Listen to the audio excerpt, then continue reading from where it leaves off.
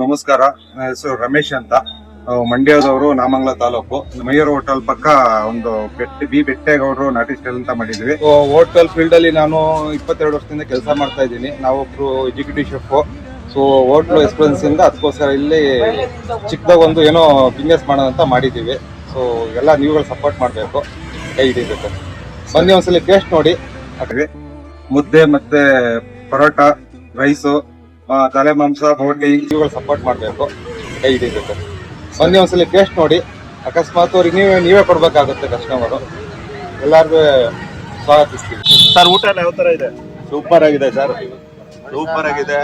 Taste ಚೆನ್ನಾಗಿದೆ, ಒಳ್ಳೆ taste ಇದೆ. ಈ ಏರಿಯಾ ಅಲ್ಲಿ ಕಮ್ಮಿ ರೇಟ್ ಅಲ್ಲಿ ಒಳ್ಳೆ ಟೇಸ್ಟ್ ಕೊಡ್ತಾ ಇದ್ದಾರೆ. ತುಂಬಾ ಚೆನ್ನಾಗಿದೆ, ಕ್ವಾಂಟಿಟಿ ಚೆನ್ನಾಗಿದೆ. ನಾಟಿ ಸ್ಟೈಲ್